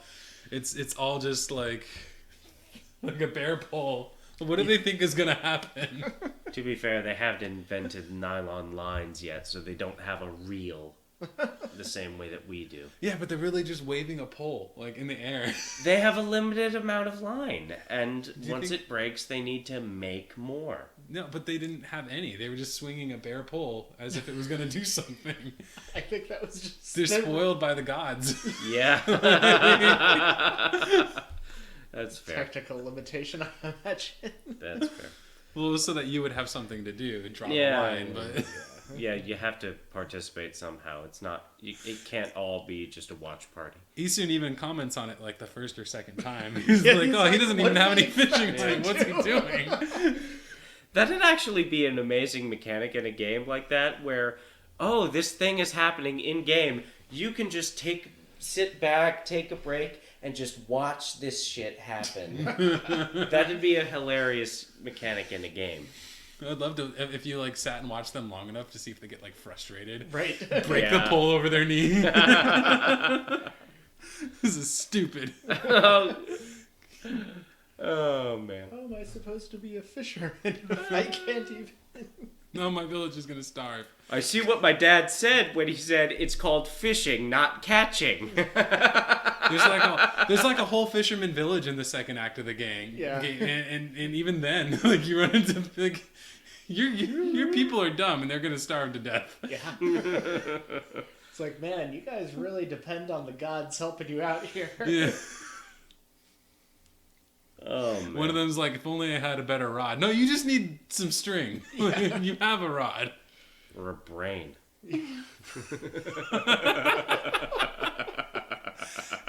Almost anything would be better than what you do have. Go get Arrow Guy, Yoichi. Okay. All right. So, Well, I think that's about as much as I have to say. Do you guys have anything else you want to add? no, I think that's about it. That was a pretty good. That was a good one. That's all I got.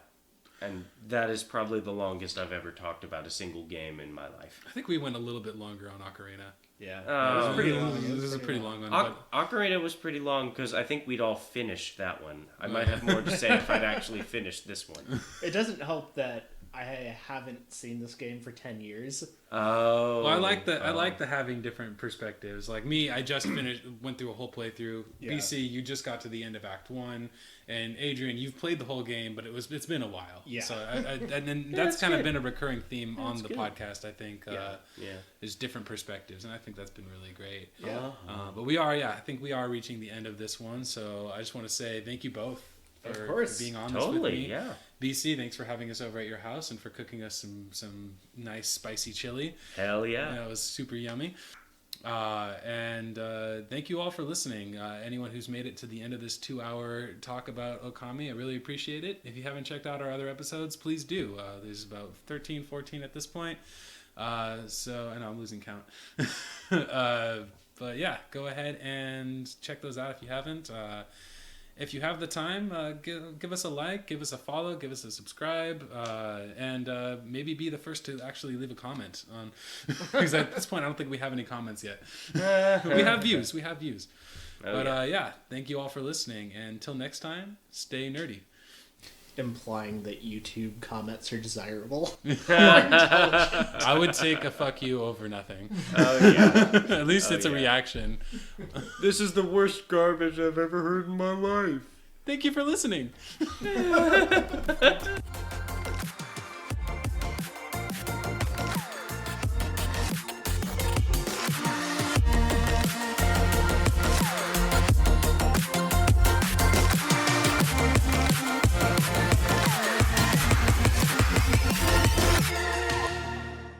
I fucking hate fishing minigames. Every game